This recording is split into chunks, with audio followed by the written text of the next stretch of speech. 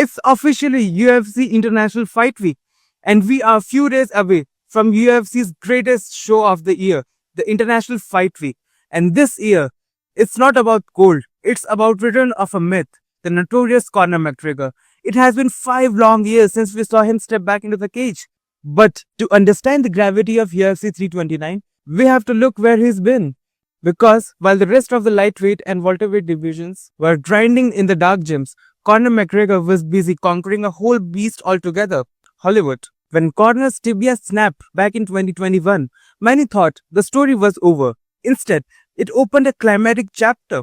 McGregor didn't just rehab, he reinvented himself as a bona fide Hollywood star, making a massive splash in a Roadhouse remake, living the ultra luxurious lifestyle, and proving his brand transcends the cage. For a long time, it felt like the silver screen and the yard life had officially won. The fight game was in the rearview mirror.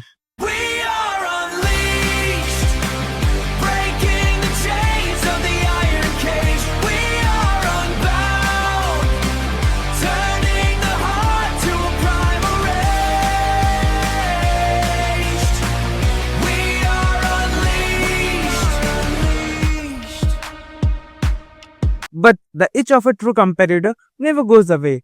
Now, with 37 years old, the Mac is officially back. And the story behind this scam has been entirely different from the old Mac. No massive world press tours, no endless social media rants, no theatrical trash talks. McGregor himself came out and said, "This scam has been defined by silence, because silence equals absolute confidence. No ego boosts needed. He's been quietly at work, putting the hard works, putting the sweat, tears and blood, and putting his body through the absolute ringer to make sure that the reconstructed leg can withstand the elite pace of the modern MMA. And he's going to need every ounce of that focus, because standing across from him is a ghost of his past in Max Blessed Holloway. 13 years ago, these two met as a hungry featherweight, where Conor took the decision win. Since then, Holloway has gone to become one of the greatest featherweight champs to ever live. He is one of the greatest volume strikers in the UFC history. While Holloway is coming off through a tough decision loss to Charles do Bronx Oliveira earlier this year, his durability and conditioning are legendary. This isn't a tuna fight for Conor. This is a 170-pound collision against a man with a granite chin, who is one of the hardest to finish in the entire UFC roster. Can McGregor's cinematic lifestyle translate back into the championship level violence? Or will Holloway's relentless volume melt the returning icon? This is the ultimate legacy defining moment.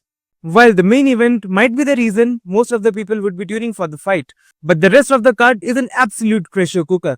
Let's deep dive into the rest of the fight and break down the major storylines you need to watch. In the co-main event, we have a massive lightweight crossroads where Paddy the Baddy Pimblett tries to bounce back from his defeat against Justin the Highlight Gagey earlier this year for the interim belt.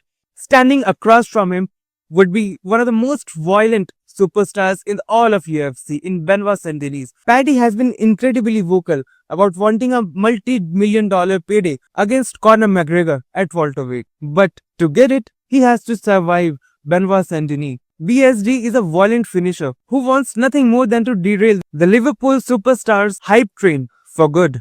Before that, elite bantamweights collide as the creative, unpredictable Corey Sandhagen takes on the rising, dominant Mario Bautista in a fight with massive title implications. Plus, the former flyweight title challenger Brandon Royval welcomes the undefeated English fighter Loner Caviar to the big stage in a high-speed chess match. But the real dark horse storyline of the International Fight Week doesn't even take place on the main card. Forget the lightweight shuffling. All eyes are on the former middleweight king, Robert the Reaper Whittaker. After a couple of grueling setbacks and 185 pounds, he has decided finally to move up in a weight class. Whittaker admits the toughest opponent of his career has been the weight cut. Now free from that brutal reign, a fully powered, faster Bobby Knuckles debuts at 205 pounds against the dangerous and chaotic Nikita Krylov. If Whittaker's speed and wrestling skills can translate into this new division, the light heavyweight top 5 just got a new terrifying contender. International Fight Week is set to alter the landscape of the entire UFC roster. Drop a comment below. Does Conor McGregor finish the fairy tale comeback, or does Holloway finally get his revenge? Don't forget to like, subscribe, and press the notification bell to stay updated. This is Unleashed MMA, and we'll see you with a predictions video. Peace.